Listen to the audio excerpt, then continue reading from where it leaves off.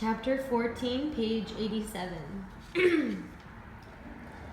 At 7 o'clock the next evening, everything was ready. They rounded the lighthouse at 10 minutes past 7, just as the beacon was being lit. The sea was calm, and there was a fresh wind blowing from the southeast. By 5 o'clock the next evening, the Isle of Monte Cristo was clearly visible. They landed at 10 o'clock. The Gendarmerie was the first to arrive at the rendezvous. Despite his usual self-control, Dantes could not restrain himself. He rushed ashore before any of the others and would have kissed the earth if he had dared, but it would have been useless to begin his search at night, so he regretfully put it off until the next day. Besides, the signal from half a league out to sea, which the Gendarmerie answered by a similar signal, had just indicated that it was time to go to work. The latecomer, reassured by the signal, soon appeared, white and silent as a ghost, and dropped anchor a short distance offshore. Then the work of unloading the cargo began. As he worked, Dantes thought of the shouts of joy he would draw from all those men if he were to tell them of the thought with which his mind was constantly filled. No one suspected anything, however, and when he took a gun the next morning and announced his intention of going off to shoot one of the wild goats, which could be seen leaping from rock to rock, his excursion was attributed only to either a love of hunting or a desire for solitude.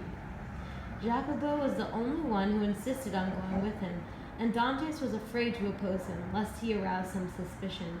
But he managed to kill a goat before they had gone a quarter of a league, and sent Jacopo to carry it back to his companions, inviting them to cook it and signal him when it was done by firing a shot into the air.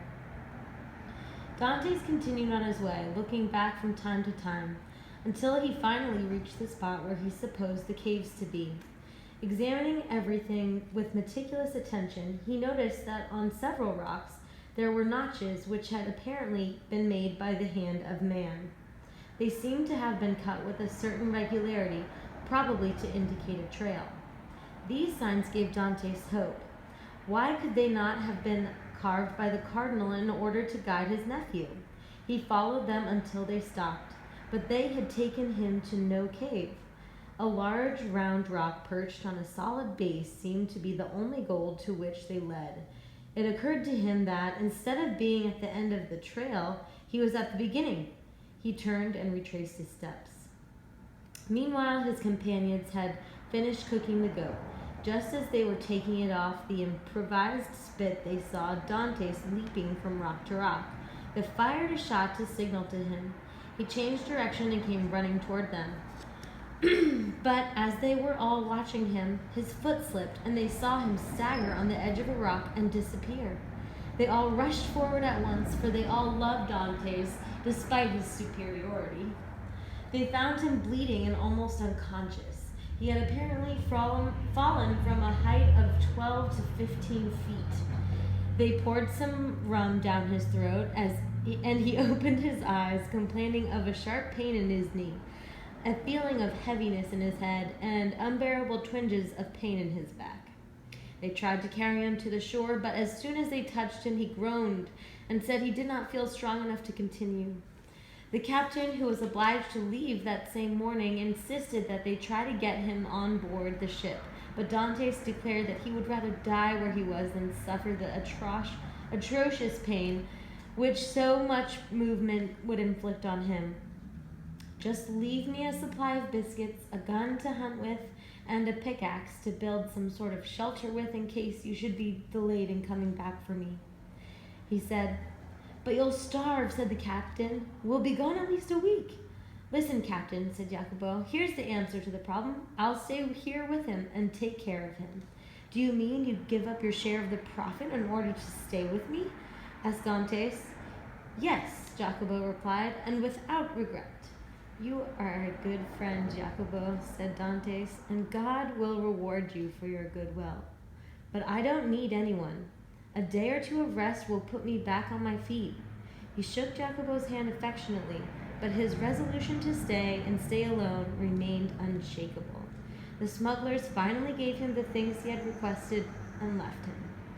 An hour later, the little ship was almost out of sight.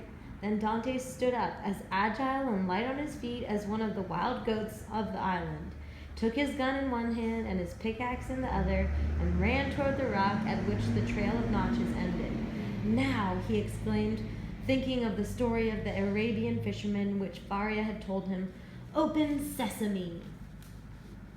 After following the trail of notches in the opposite direction, Dante found that it led to a little creek which was wide enough at the mouth and deep enough at the center to enable a boat to enter it and remain hidden. He deduced that the cardinal, not wishing to be seen, had landed at that creek, hidden his boat in it, then followed the line marked out by the notches, and at the end of that line buried his treasure. It was this supposition that led him back to the large circular rock. But there was one thing which upset his whole theory.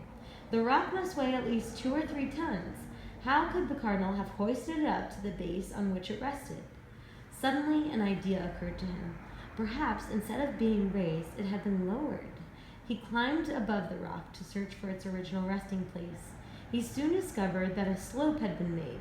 The rock had slid down it to its present position, where it had been fixed in place by another rock about the size of an ordinary building stone, which had been used as a wedge. Dantes chopped down an olive tree, cut off its branches, and tried to pry up the rock with the trunk. But the rock was so heavy and was held so firmly in place by the rock wedge beneath it that no human strength could have budged it. He reflected for a moment and decided that he would have to direct his efforts against the wedge. He looked around him. His eyes fell on the powder horn his friend Jacopo had left him. With his pickaxe, he carved out a long hole between the large rock and the wedge and filled it with gunpowder. He then made a fuse by tearing a strip of cloth from his handkerchief and rolling it up with powder inside it. He lighted the fuse and ran back. The explosion was not long in coming. The upper rock was lifted from its base for an instant by the tremendous force, and the rock wedge beneath it was shattered into 1,000 pieces. Dantes came back to the spot. The upper rock, now almost without support, was hanging over the cliff. He walked around it, chose the loosest spot, placed his tree trunk in a crevice, and began to pry with all his might. The rock tottered, then finally gave way completely and tumbled headlong into the sea. In doing so, it revealed a square stone with an iron ring set in the middle of it. Dantes uttered a cry of surprise and joy. His legs trembled so violently and his heart beat so wildly that he was obliged to stop for a moment. Then he put his lever through the iron ring and lifted vigorously, replacing the square stone. Beneath it, he saw a steep staircase leading down into the dark depths of a cave.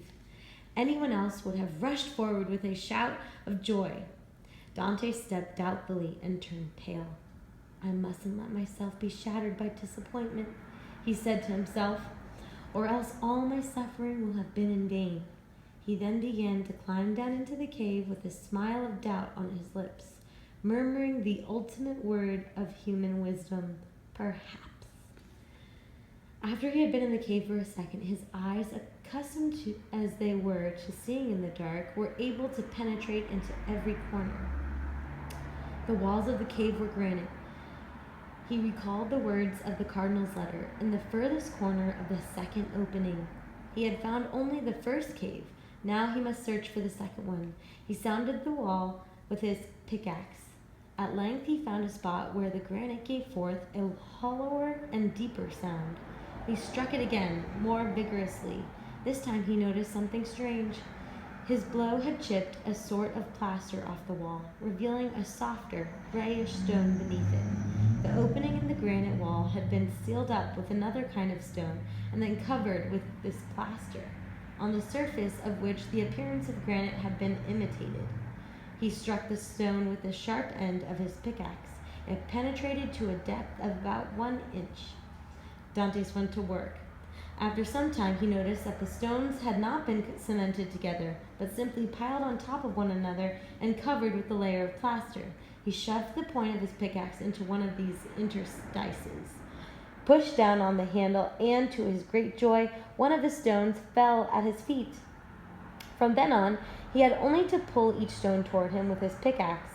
Finally, after hesitating once again for several seconds, he entered the second cave. It was empty at first. The treasure, if it existed, was buried in the furthest corner. The hour of anguish had arrived. 2 feet of earth was all that lay between Dantes and supreme joy or supreme disaster.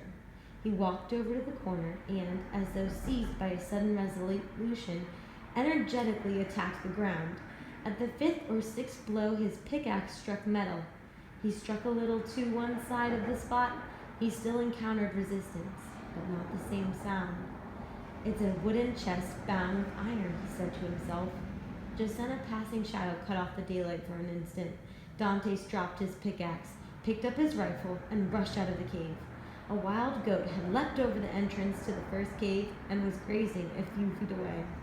Dantes thought for a moment, cut down a small pine tree, lit it from the remaining flames of the fire over which the smugglers had cooked their goat, and came back to the cave with his torch. He did not want to lose a single detail of what he was going to see. He held his torch up to the small excavation he had made and saw that he was not mistaken. His blows had struck wood and metal. He planted the torch in the ground and went on with his work. A short time later, he had cleared away a space about 3 feet long and 2 feet wide, and could clearly see an oaken chest bound with wrought iron. In the middle of the lid, on a silver plaque, were the arms of the Spada family, which Dantes easily recognized, for Faria had drawn them for him countless times. It was impossible to doubt it now. The treasure was there. No one would have taken such precautions in order to put an